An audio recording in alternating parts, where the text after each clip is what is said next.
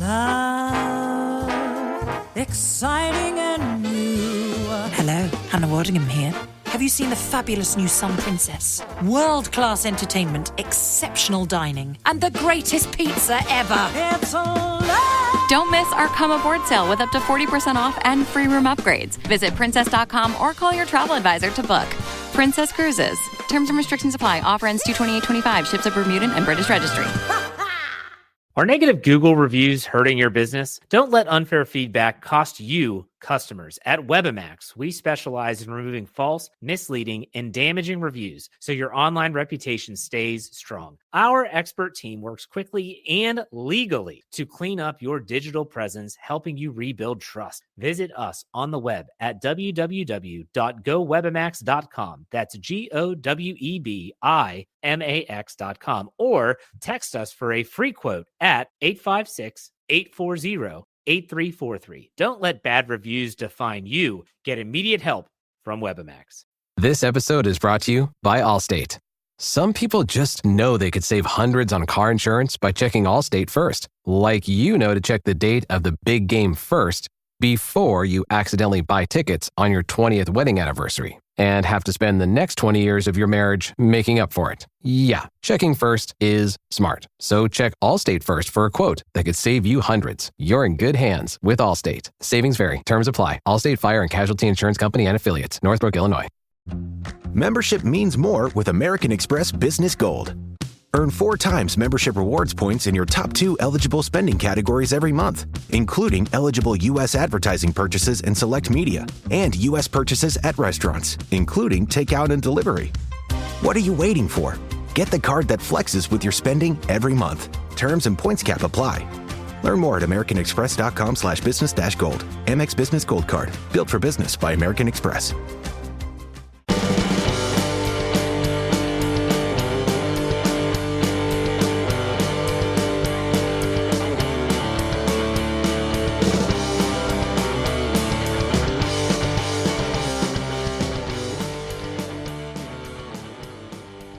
With us, we have Coach Peter Vermes, sporting director. What's your title now? No, I always forget. Come on. I'm just a coach. That's all I am. And thankful for it. David Green. That's right. Okay, David. Yeah. Yeah. Sorry, I don't know. Yeah. You didn't know David. He's been here a few I've times. seen David before. I forgot his name. Sorry. Too afraid to ever ask questions. Sure you are. He's a shy person. He's a lawyer, so there you go. Yeah. Well, hey Peter, we appreciate it. We ask, kind of Mike the similar question. So obviously you two have known each other for a while, but as he pointed out, you never really had a working relationship in this way. So what are some things that he's brought to the table maybe that, have been a bit enterprising? First off, I really like it's a little bit similar in this regard to the two of us. I like his negotiating style. We share the idea that if you're going to go invest in a guy, you got to go see him live.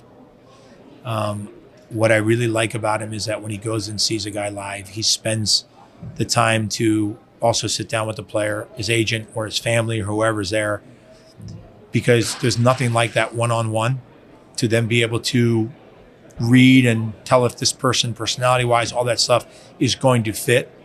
What you never know is no matter how much scouting you do, the hardest thing to evaluate is what a player is going to be like inside the white lines when you start training every day. When you win, you lose, you tie. Right. Like you don't know what you like to think you do, but you don't. But having that one-on-one is really good. And then the other is that just someone who did the job somewhere else for another club that maybe had different ways of doing things or different expectations from ownership or what have you, or a different involvement. And then how was that for you and how did that work? And do you compare that to the way we do it here or vice versa? Which do you like better? It's good to have that different perspective. For sure. So give an example of a player who came in, positive example, obviously, who, ended up having some qualities that you guys didn't maybe see or realize. Well, I wouldn't say, let's use Manu. Let's use him. So Mike had gone to see a different player. So Manu was playing. We had two players. Manu was one, and we're going to see another player. We're going to see two. So Mike went and saw this other player first. Came back. Good report. And then we had already been looking at Manu as well. We were looking at both guys. So then he went, I think, 10 days later to now go and see Manu. And when he came back, he said, I think Manu's the better version of what we're looking for these reasons. When you look at the two guys maybe on video, you might say, they're very similar. But here's the reasons why. And again, the ability to see them live, the ability to sit down and talk with them, all those things were, they were the benefits of making the better decision. You talked a lot earlier in your press conference about rebuild. You've been here for a really long time. Is there something, has the rebuild kind of reinvigorated you? Is there something exciting about it's a good new project? Yeah. This question has been asked to me before, and I'd say it this way. I'd say, yeah, there are days for sure, and there are other days where it's painful because you're still in that. And I've maintained this. And look, I know that it's not popular in sports, right, to say rebuild. I get it. But I'm also I don't BS. I'm not going to tell you something that's not really happening. I don't like to do that because then I'm going to try to figure out how to get out of that later on, and then we'll be running circles. This is not my world.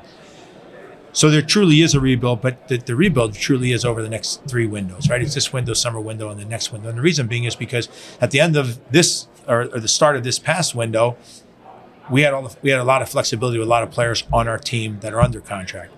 When you're in a salary cap world, the contracts are what you're beholden to, right? You always can try to be a little creative here and there, right? You can make some trades, you can move a player out. In our game, you can transfer guys like we did with Polito, which that was an accelerated idea because we had him through 26. So we had him for 2 more years. Well, when we moved him out, it accelerated the opportunity. We knew 2 years from now, we were gonna have to go get another forward, and we already had ideas what we were gonna do. But with that acceleration, that was the reason why we were able to pivot and move towards Joveljic. And we knew that situation was kind of there, but it accelerated it 2 years earlier now with that move. And sometimes you just don't know how that's going to happen or how it's going to work, but you're working towards it to be creative. Like I said, those things are fun. At the same time, it's painful on days because you got to remember what you're doing now is that you got a new group. You got some guys from before that were here when it wasn't so good a year ago. You got all these young guys coming in that they're not going to be the guys to lead the group. And then you're bringing in some other guys that you hope are going to be your next generational guys. And you're getting all them and you're telling them, hey, listen, this is what we're working towards. Believe in that and stay with us and be patient with it. As well as we're on our side, the coach is going, hey, it doesn't work too well, but we got to be patient with it. It's a real process that you go through. All I would say is, and I would end it by saying this, and that is, I understand from a fan's perspective the immediacy of wanting to win. I'm here to tell you, I don't like to lose. I hate to lose, okay? I want to win as well. But when you look around our league and you look at clubs that have been out of it for 10 years, well, it's because they've been changing. There's no continuity, no consistency, and you're not patient with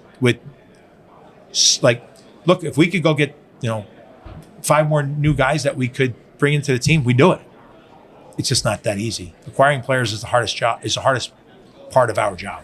So why am I thinking Chicago right now? I don't know. Anyway, so one of the other things you talked about. I didn't say that. One of the other things both you and Mike talked about was not being settled on whether you want to do 3 DPs, 3 U22s, or 2 and 4. Do you have a preference? I don't. If you had a blank slate, would you have a preference? It's a really good question, and the way I'd say it and answer it is really simple. I'd say, if you're going to get U22s, you got to make sure that they can perform now. They can add something to the team. It's not that they're not going to grow while they're here, but they got to be able to jump in and already add. If they can't, then I'd rather go for a DP. But you use a really good word, and the word is settle. What I could tell you, there's a couple guys that we could have signed, but I'm telling you right now, we would have settled for those guys, and that would have been the wrong approach, because then we're hamstrung with those guys for 2 to 3 years, and it's better to not get them and still try to find the one that's going to make the impact, and that's what we're trying to do. You don't want to get a guy just to get a guy. You don't want to settle for a B player. Don't want to do it. Yeah. I don't, and I'll tell you guys a quick story. I think I said this maybe I told you before. There was a team I was in years ago when I was playing. I'll tell you who it was. I went from New York to Colorado, got traded. It was after the 96 season, the start of the 97 season. In 96, Colorado was the last place team in the league. There was 26 guys on the roster. The coach said to me, he's like, look, I got traded there. He's like, I'm changing out 13 players. He said, at the end of the year, I'm probably going to change out the other 13. I just can't do them all right away. Get it? No problem. Understand. It was a complete rebuild. Started that year. We went to the MLS Cup final. So it was like, oh my God. The end of the season, it's not that he didn't change out the 13. He didn't change out any of the 13. And it was a big learning lesson for me as a player, because I was thinking someday that we didn't do that. I'm not saying you should have changed all 30, because some guys actually probably in his mind out of that 13 were they probably changed his mind, which is good, but 13 of them shouldn't have stayed. And you have to, for me, you have to, what's there. You have to stay with your plan. You don't have to be blind and resolute to it, but you can stay the course and still just have a little nuance here or there and pivot every once in a while. It's the Smucker's Uncrustables podcast with your host, Uncrustables. Okay, today's guest is rough around the edges. Please welcome Crust. Thanks for having me. Today's topic, he's round with soft, pillowy bread. Hey. Filled with delicious PB&J. Are you talking about yourself? And you can take him anywhere. Why'd you invite? And we are out of time. Are you really cutting me off? Uncrustables are the best part of the sandwich. Sorry, Crust. ¿Hablas español? Sprichst du Deutsch? Kan du norsk? If you've had that sound from Babbel before, I bet you do. Babbel is the science-backed language learning app that actually works. With quick 10-minute lessons handcrafted by over 200 language experts, Babbel gets you on your way to speaking a new language in just a few weeks. With over 16 million subscriptions sold and a 20-day money-back guarantee, just start speaking another language with Babbel. Right now, up to 55% off your Babbel subscription at babbel.com/Spotify podcast. Spelled BABBEL.com/Spotify podcast. Rules and restrictions may apply. This episode is brought to you by Indeed. When your computer breaks, you don't wait for it to magically start working again. You fix the problem. So why wait to hire the people your company desperately needs? Use Indeed's sponsored jobs to hire top talent fast. And even better, you only pay for results. There's no need to wait. Speed up your hiring with a $75 sponsored job credit at Indeed.com/podcast. Terms and conditions apply. That kind of leads into, it's a tough question. So, when you have a break with a Zuzi or a break with a Russell and play Amelia, players like that, how does that go? How is it for you?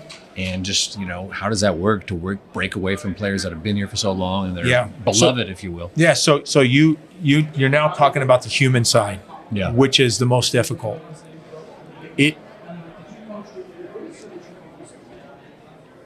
It is the most, I think if you talk of if acquiring players is the most difficult thing we have to do to bring him in, letting a guy go when I have this idea of, I call it the ascension of a player. So when they come to Sporting Kansas City, so basically the first thing you do is you identify them. Then you obviously go scout them, so you evaluate them. Then they move up to the next level. If all that goes well, you look to then sign them, right? So now you sign them. Now you have to sort of adapt and adjust them into the team. Now they become a player. You want them to, at this point, they're providing you with contribution in the games and every day of playing. The question is now you get them through their contract, they get to this next level. Do you re-sign them? Do you cut them? Do you trade them? Do you transfer them? So now they get to that next level. Let's say now you're moving them out and you get to that next level. When they leave you, they're either one of these things. They're either a legend, they're a champion, they're a citizen, or they're a villain. Because that's the only ones I see that they're there. And the majority of the guys that have been here, they've either been a legend, a champion, or a citizen. And in all those things, I have nothing but the utmost respect for those guys. And so it's always very difficult to part ways, because you also may know that a guy has time left. He still has, like, I'll give you an example. Roger is a perfect example. Roger could have stayed another year if we had a different team. But because we didn't have enough investment, probably like the 5 years prior to this year, it didn't allow us to keep someone like him within the team, which he would have been great for continuity purposes. You weren't going to expect him to, he might have featured in maybe 6-8 games, and that wouldn't even been full starts, right? Or maybe start and come out at halftime. But at some point you have to move guys on, and it's the business. Sure. So speaking of Roger, we've seen him around the team a lot still. Is he still involved? He's been a guest coach in preseason. There might be some things coming down the road. We'll see, but it's been good to have him around because of he always had an innate ability to connect with teammates, and he still has the ability to do that, and it's a good thing. I remember he was always the guy who would like bring young guys in under his wing and Very welcome them in and stuff like that. And it was all natural. It was never forced. But he also seems a guy that would give you a shot in practice if you weren't doing the right things if you needed to too. Yeah, and sometimes maybe a fight, which was good too. So is the plan to hire another assistant? Yeah. Oh yeah. Yeah. We've been working on it for a little while. Yes. We looked at the posting, and between the three of us, we did think that we were somewhat qualified. You know, like I'm proficient in Microsoft Outlook. I thought I saw your resumes come through the posting. Yes, I did. And we chose not to interview you. Sorry. Yeah, it's tough I did try to get a scouting job a few years ago, and Peter just laughed at me. To go along the theme, talking about moving on from something, this club has taken the U.S. Open Cup very seriously for as long as you've been here. Mm-hmm. We're not sending the first team into the Open Cup this year. How do you feel about that and the evolution of how MLS and U.S. soccer have approached the Open Cup?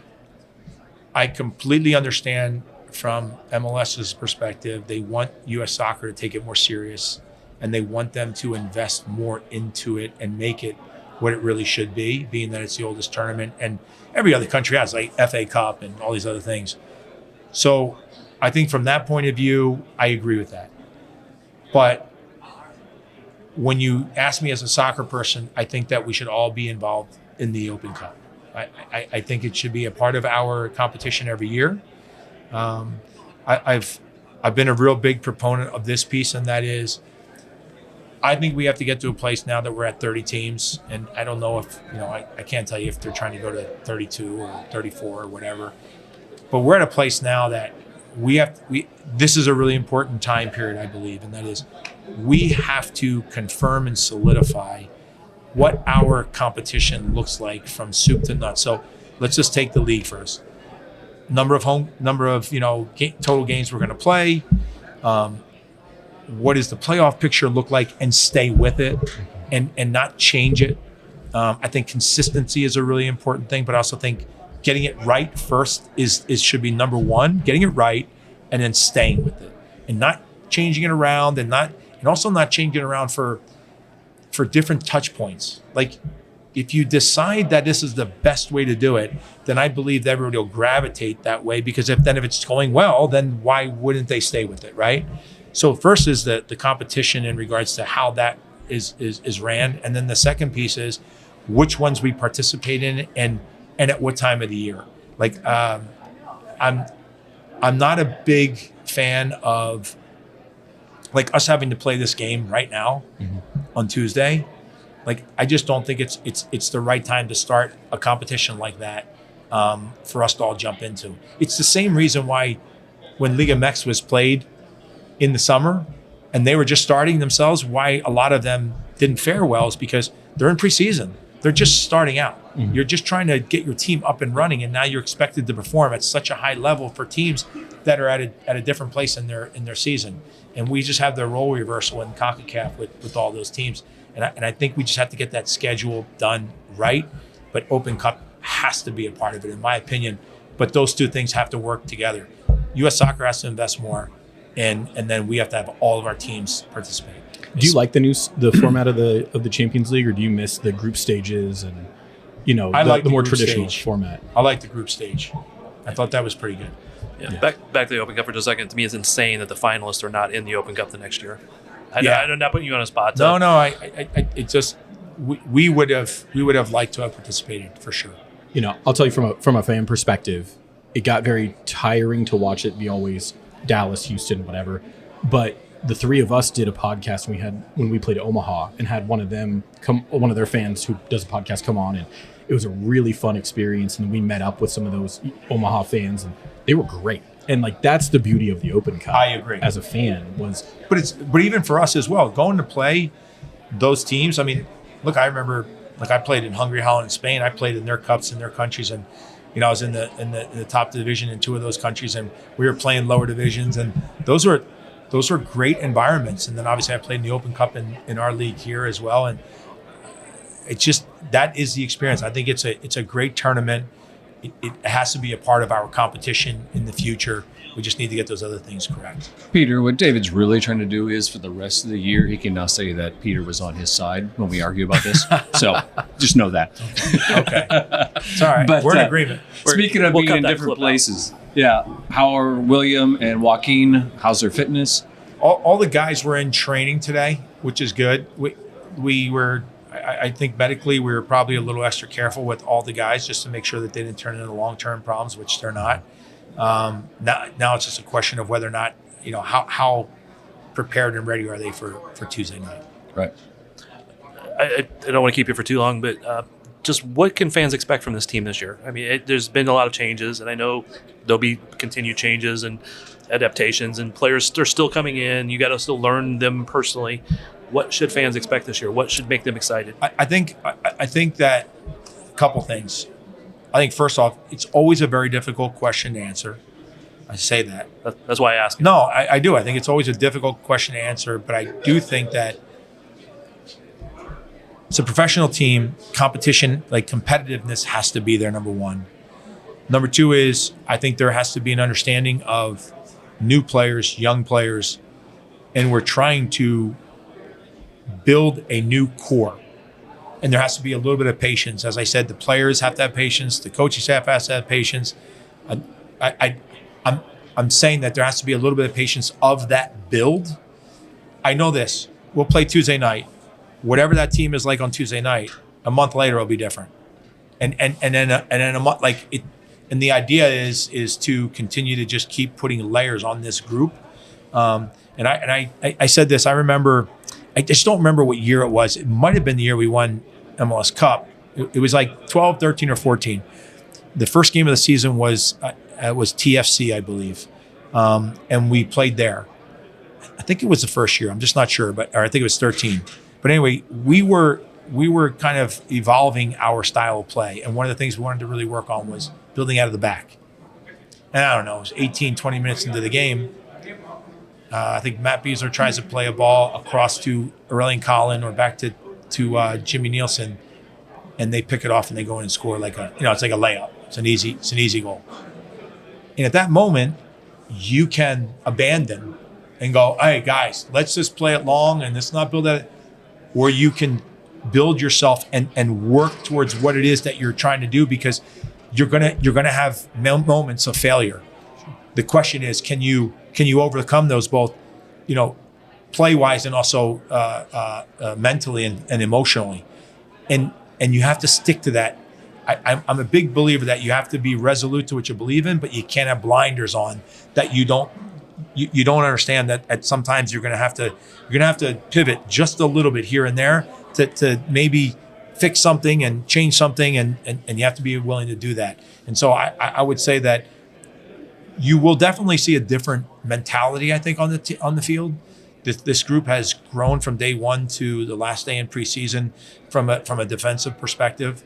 There's a cohesion, there's an organization, there's an aggressiveness, if you will, or intensity into our play in that regard. What, as I said in the press conference, what I can't do is I can't make the final pass. You either have somebody in your team that can do that, or you got to bring somebody in. I think Manu can do that. I've seen him do that. I know that Dejan can score, and he's hung like that's all he wants to do, which that's what you need in goal scorer. You'll have Suleimanov coming in. He's a little bit more of a he's tough. He's rugged. He's gonna fight for things in a different way, and so I think you'll see our team evolve in that manner and then you still have some of the staples. I think you have a new goalkeeper, right? In John, and John's he's been here, but he's new. He's now number one, and Tim went through this. Tim wasn't number one, and it took him a little while to realize, like, what does it take to be a number one? Because, you play a game, it doesn't go so well. How do you respond? Do you respond quickly? And you have to, because you got to get on with the next game. Those are the things that we're going to go through a little bit. And I would say that it's going to be a part of it, but I think this group will be competitive. Well, Peter, we have to ask this before we let you go. Hear rumors, any incoming outgoings in the next couple of weeks? Well, I mean, there's nothing that I would comment on, but I would say that there's for sure a lot of work being done for incoming. There's been, I mean, a lot of different ideas and talks, and yeah, I don't know if it's going to happen because, like I said, it's the hardest thing I think in the incoming. Could there be outgoing? Sure. The roster is not set, sure. And nor will it ever be set, because you're always it's a living, breathing document, in my opinion. Right. That's what you're always working towards. But the good thing is that financially, we're in a really good place, and I'm not just talking about owner investment. That's another layer. That's great, but financially on our cap, we're in a really good place with money, and also where our flexibility is at the end of this year. You want to ask your jersey? Okay. Oh, no. I was going to ask the one I asked. Okay. I was the same one I asked Burns. So we were asking the players to rank their favorite jerseys. I'm not going to ask you that, but I could tell you. Well, I would love to hear it, but you notably are always on the cutting edge of the roster rules, right? We have a Hungarian homegrown. Yep. Right. Yeah. First free agent signing, first cash transfer signing, and everything. This league has a lot of rules, and it's very complicated. If you could change any rule, what would you change? Right now? Yes. So I think you guys are familiar, and these kind of coincide with each other, that now, like, example, let's say you sell a player for $5 million. You can take $3 million of that and use it as GAM. Because GAM now doesn't have a termination date, right? Which is great. So let me give you my example. Let's say you had a 3 and 3 DPs, 322s, and you already used those up. And now you get this influx of $3 million. And I don't know, let's just say you had a roster spot on your 20-man roster. If, let's say, you got a player that was $1 million salary and $1.5 million to buy him, well, that adds up to 2.5. He's a DP in today's world. What my suggestion would be is, if the idea behind the cap is you have rules, but when you hire somebody, you want them to be creative. Don't penalize them for being creative. So my point would be is if we brought a player and we sold him for $5 million, we made 3, and we have that money, why not let us go and get that guy for 2.5? Because we could use. It's not like we're going to owners. We'll use 1.5 of the GAM to buy his transfer down right away, and then we already have the slot, and now we have the money to allocate over that player over the next 2-3 years. You sign him. Why hold us back from adding another good player to the team and also the league? That's what I would do at right now if I could do that. Cool. What's your favorite jersey then? Ever? I would probably say the white ones with the Argyle. Really? Okay. Oh, yeah, those are good. Those are classics. What's the favorite one you've ever wore as a player? Probably the one I wore here in 2000. 2000 uniform. It was when we went away from collars. It was a crew neck. Yeah. It was like it was more closer to sporting blue than it was. That was a good uniform here. Okay. That was the one we won MLS Cup and Supporter Shield in. Right. Yep. Yeah. So, I remember. But the white ones, they were classy. Don't get me wrong. I love our colors. I just thought that uniform. Those were. If I had to go back to if I went back to our normal ones, I'd say the one with the collar. And the 2017 small light little blue pinstripe, yeah, light blue. That was sporting Daniels. blue, Yeah. the little pinstripe. I like that. Yeah, one. yeah. And I thought that was a good one for fans because it's like a polo when you go out. Right. Yeah. Can I give you feedback so that because there's ones that I like to shoot during the day. By the way, I don't at have night. anything to do with these, so No, I you're- know. But if I you did, could choose which ones you wear, right? no, I don't. It comes You used from to be able- marketing. No, it comes from marketing. I don't get it. Yeah, it comes from marketing. Because I like the darker kits in the day because it's easier for shooting. Yeah, that's a good point. I always think that when you go into a game, there should just be the utmost contrast between the two uniforms, and I hate that there's too many teams that are too similar. I don't think it's good I don't think it's good to watch on TV. I don't think it's good to watch in the stadium. I just think it's that part always drives me nuts. Cool. Now I have to ask this: sometimes you're in a suit, sometimes you're in a tracksuit. What dictates that? Not Weather marketing. usually. Like I won't be in a suit on Tuesday. Yeah. It's usually weather. Yeah. Yeah. Not moved. The other there. thing though is I had shoulder surgery in the off season, Ah. so a suit in the near term is a little bit more difficult. Yeah. Can you have a personal heater around the sideline? That would be great. I You know think- what's great? You don't realize this. Nobody probably even. Maybe the people do. When it's the summertime, and when I'm in the technical box, if you walk towards the middle more, and people are opening up the door from the side, the cold air is coming out there, and you can kind of Reaches you even there. Huh? so you can kind of stay there and do okay. Do you like sneak over to the fourth official and you're like, I don't actually have anything for you, but it's a little cooler. The right? good thing is I really have to sneak over because I have to go over usually for a problem. Yeah, that's not an uncommon spot for you to be. No, that's true. I remember it was I'm like trying. I've gotten a lot better with that. No, I you really have. have. I really have. I really every once in a while look over and I'll see you look over at Carrie and he'll get up and walk over. You'll see you look over at Z. I used to. Z's not there anymore. I know. So I don't know who you're going to send. I don't know. We're probably not sending anybody. It seems to never help. I mean, is now a good time to resubmit my application? I'm happy to go. I'm an attorney. I love to argue for a living. I'll happily go talk to the fourth official for you. I'll tell you what. I'll go back and I'll talk with Mike around it. He's just the designated arguer. That's good. That's not a bad thing. Right. Appreciate the time, Peter. Thank you, guys. Certainly, Peter. Good luck this season. I think it's going to be entertaining. Maybe not always successful, but I think it's going to be really entertaining to watch this as you build towards the rebuild. Yeah. Thank you.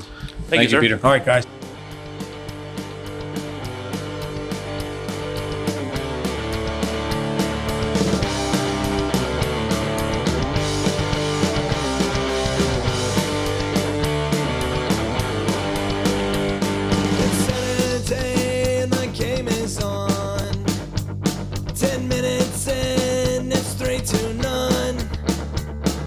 Sipping back on empty can. I don't give a damn if it's 9 a.m. My football team's got me drinking. My football team's got me drinking. My football team's got me drinking. Give me beer or whiskey, wine or gin, anything to shake this mood I'm in. My football team's got me drinking.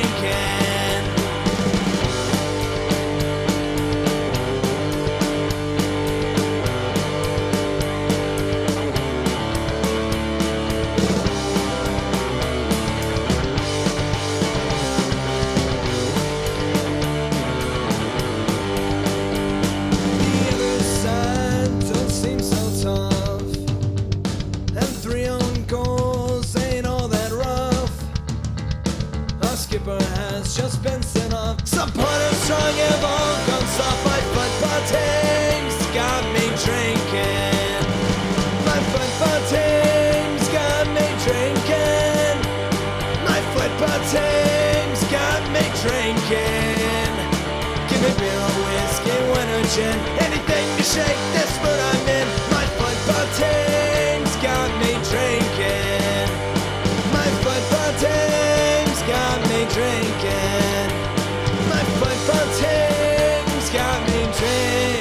drinking.